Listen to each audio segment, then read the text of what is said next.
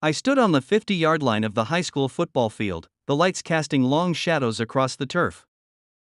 My team huddled together, their faces tense, their eyes flickering between me and the young man standing beside my wife. My heart pounded in my chest, but my voice was steady. "Looks like we have a traitor in the family," I said, letting the words hang in the cold night air. He swallowed hard. My wife gasped. I smiled. It was time for the game to really begin. Football had always been our thing. My wife, Natalie, and I met in college, bonding over our love for the sport. She was passionate, knew the rules better than most men, and was always by my side, cheering on our team.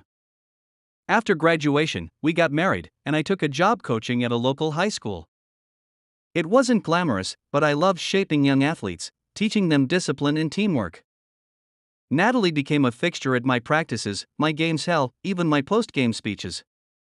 She was more than just my wife, she was my biggest supporter. Or so I thought. Looking back, maybe I should have noticed the signs earlier. The late nights she stayed behind after practice, the sudden obsession with certain players' stats, the way her laugh lingered a little too long in the presence of one particular athlete, Tyler. He was young, ambitious, and annoyingly good-looking. But I trusted my wife. Until the night I couldn't anymore. It was a chilly Friday evening, just after an intense game. The stadium was clearing out, and I had stayed back to go over game footage in my office. Most of the team had left, but I noticed Natalie's car still parked outside. Something felt off. I walked down the dimly lit hallway, my footsteps echoing. As I approached the locker room, I heard hushed voices. A giggle. Natalie's giggle. My stomach knotted. I peeked through the small window on the door. My blood ran cold. Tyler stood shirtless, his muscular back turned toward me. Natalie was in front of him, biting her lip, fingers grazing his arm. Their bodies were too close. Too familiar. Rage surged through me, but I didn't storm in. No. That wasn't my style. If there's one thing football teaches you, it's patience. I backed away, my mind already forming a plan. The next few days were torture. Every glance between them, every whisper, every text Natalie quickly hid, it all fed my fury. But I didn't confront them. Not yet. Instead, I played the fool. I smiled, kissed my wife like always, and even patted Tyler on the back after practice. But inside, I was planning. First, I started gathering evidence. I checked her phone when she was in the shower, long, late-night texts from an unknown number. I placed a small camera in my office, one that pointed toward the locker room entrance. And when I finally got the footage, it confirmed everything.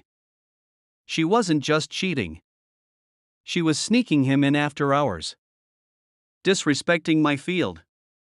My team. My life.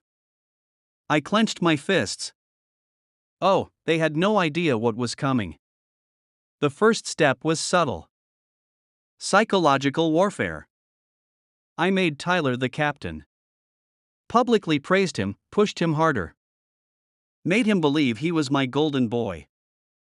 I wanted him to feel safe, untouchable. Then, I started to plant doubt in Natalie's mind. I became distant, distracted. Sometimes, I'd mention a mystery donor interested in sponsoring the team, a powerful person who wanted discipline and professionalism. Someone who would not tolerate scandal. Her expression would tighten every time. I kept pushing. One night, I left my laptop open with the footage queued up, paused at just the right moment, Natalie's hands on Tyler's bare chest. I made sure she saw it. When I returned, she was pale, her hands shaking. Where did you get this?" she whispered. I tilted my head. "What do you mean?" "I was just reviewing game footage." She didn't sleep that night. Neither did Tyler. The school was hosting a fundraising gala, an event where parents, board members, and sponsors gathered to celebrate our team's achievements. I knew it was the perfect stage.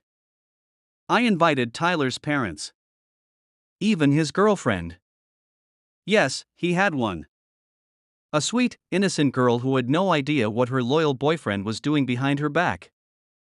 The night of the event, I stood at the podium, thanking everyone for their support. Then, I smiled. "There's someone special I want to recognize tonight," I said. "A player who has not only given his all on the field but has also been deeply involved off the field." I turned toward the projector screen. Click the remote. The footage played. Loud and clear. Gasps filled the room. Tyler's girlfriend burst into tears. His mother looked horrified. Natalie turned white. Tyler shot up. "Coach, please, this isn't." I held up a hand. "Save it, son." The board members whispered. The principal's face darkened. I had played my part perfectly.